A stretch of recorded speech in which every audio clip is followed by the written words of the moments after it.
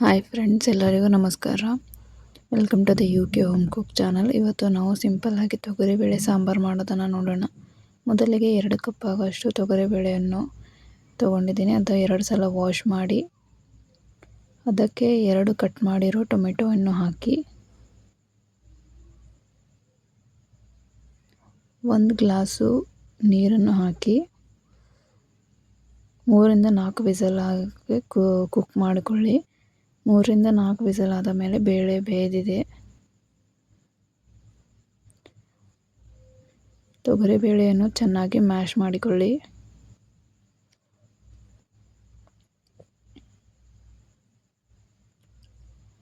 ನಾಲ್ಕರಿಂದ 5 ಚಮಚ ಆಗುವಷ್ಟು ಎಣ್ಣೆಯನ್ನು ಹಾಕಿ 1 ಚಮಚ ಆಗುವಷ್ಟು ಸಾಸಿವೆ ಮತ್ತು ಜೀರಿಗೆಯನ್ನು ಹಾಕಿ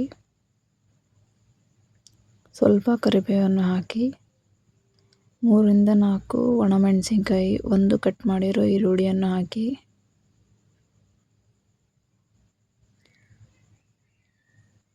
ಈರುಳ್ಳಿಯನ್ನು 2 ರಿಂದ 3 ನಿಮಿಷ ಫ್ರೈ ಮಾಡಿಕೊಳ್ಳಿ. ಈರುಳ್ಳಿ ಕೆಂಪಾಗುವವರೆಗೂ ಫ್ರೈ ಮಾಡಿ.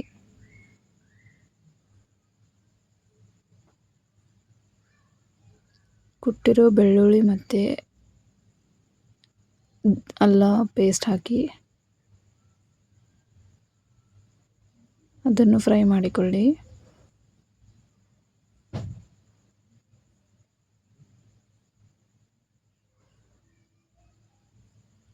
ಒಂದು ಕಪ್ ಆಗುವಷ್ಟು ಹುಣಸೆಹಣ್ಣಿನ ರಸವನ್ನು ಹಾಕಿ ಅರ್ಧ ಚಮಚ ಕಾಶ್ಮೀರಿ ರೆಡ್ ಚಿಲ್ಲಿ ಪೌಡ್ರ್, 1 ಚಮಚ ನಾರ್ಮಲ್ ರೆಡ್ ಚಿಲ್ಲಿ ಪೌಡ್ರ್ ಹಾಕ್ರಿ.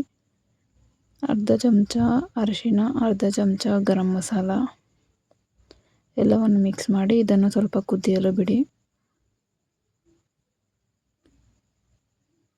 ಕುದಿ ಬಂದ ಮೇಲೆ ಬೇಯಿಸಿರೋ ಬೇಳೆಯನ್ನು ಹಾಕಿ ಅರ್ಧ ಚಮಚ ಕೊರಿಯಂಡರ್ ಪೌಡ್ರನ್ನು ಹಾಕಿ 1 ಚಮಚ ಸಾಂಬಾರು ಪೌಡರ್ ಹಾಕ್ರಿ. 1 ಗ್ಲಾಸ್ ಆಗುವಷ್ಟು ನೀರನ್ನು ಹಾಕ್ರಿ. ಎಲ್ಲವನ್ನು ಚೆನ್ನಾಗಿ ಮಿಕ್ಸ್ ಮಾಡಿ. ಈ ಸಾಂಬಾರು ತಿನ್ನಲು ತುಂಬ ಚೆನ್ನಾಗಿರುತ್ತೆ. ಇದನ್ನು ರೈಸ್ ಜೊತೆ ಅಥವಾ ಚಪಾತಿ ಜೊತೆ ತಿನ್ನಬಹುದು. ರುಚಿಗೆ ತಕ್ಕಷ್ಟು ಉಪ್ಪನ್ನು ಹಾಕಿ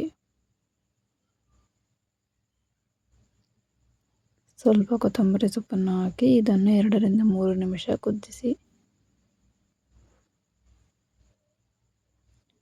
ರುಚಿಯಾಗಿರೋ ಸಾಂಬಾರು ರೆಡಿಯಾಗಿದೆ.